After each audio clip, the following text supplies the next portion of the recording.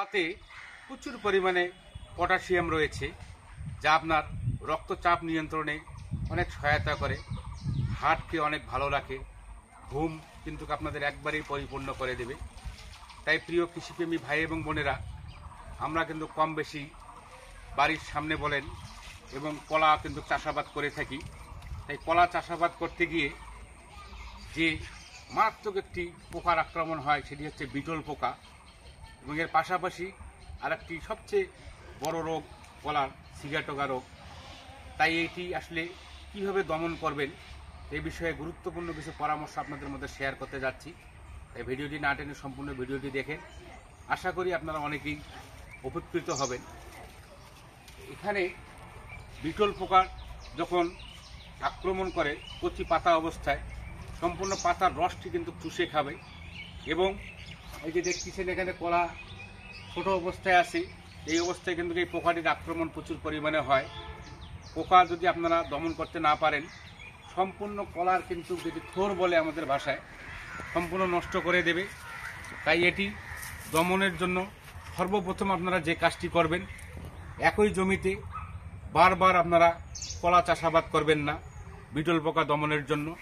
এবং এর পাশাপাশি প্রাথমিক অবস্থায় আপনাদেরকে যে ব্যবস্থাপনাটি গড়ে তুলবেন সেটি হচ্ছে কার্বারিল গ্রুপের যে সমস্ত কীটনাশক রয়েছে, এছাড়াও আপনার একতারা আছে, ভলিউম ফ্লেক্সি আছে।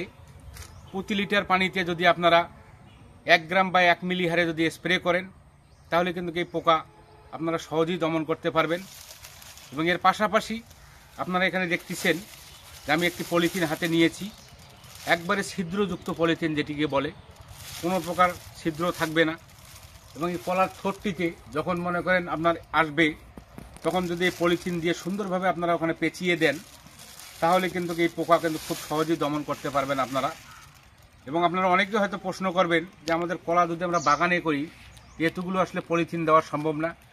সেক্ষেত্রে আপনাদেরকে যে কীটনাশকটি সাজেস্ট করেছি কার্বারিল গ্রুপের কীটনাশক, আবারও বলতেছি, প্রতি লিটার পানিতে আপনারা 1 মিলি বা 1 গ্রাম হারে যদি আপনারা ব্যবহার করেন তাহলে কিন্তু সেই বিটল পোকা সহজেই দমন করতে পারবেন।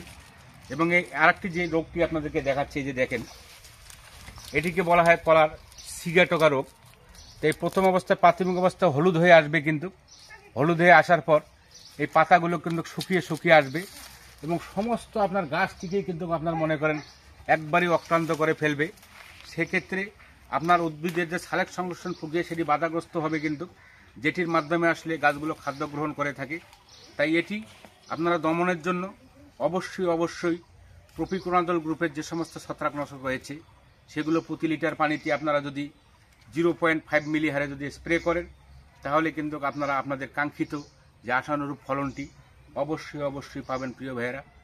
তাই আপনারা আপনাদের এই গাছগুলো যত্নের অভাবে, পরিচর্যার অভাবে, জানার অভাবে কখনোই আপনারা ফলন কমতে দিবেন না। চেষ্টা করি প্রিয় ভাইয়েরা আপনাদেরকে চাকুরি জীবনের অভিজ্ঞতাগুলো সবসময় আপনাদের মধ্যে বলি এই কথা আমি, যে যতটুকু আমি জানি আপনাদেরকে সঠিক পরামর্শ এবং সেবাটি দেওয়ার সবসময় চেষ্টা করি। জানি না আপনারা কতটুকু উপকৃত হন, তবে নিজেই যদি আপনাদেরকে ভালো লাগে, পরামর্শ পেয়ে উপকৃত হন, অবশ্যই আপনারা সবাইকে একটু দেখার সুযোগ সৃষ্টি করে দেবেন এবং আপনারা আপনাদের চাষাবাদগুলো সঠিক নিয়মে, সঠিক পদ্ধতির যত্ন এবং পরিচর্যাগুলো করবেন, তাহলেই কিন্তু আপনারা আপনাদের কাঙ্ক্ষিত আশানুরূপ ফলনটি অবশ্যই পাবেন। ভালো থাকবেন, সুস্থ থাকবেন এবং দেশের খাদ্য উৎপাদনে বৃদ্ধিতে আসুন আমরা সকলে কাঁধে কাঁধ মিলিয়ে এগিয়ে যাই সামনের দিকে। ধন্যবাদ, সুস্থ থাকবেন, ভালো থাকবেন সকলেই।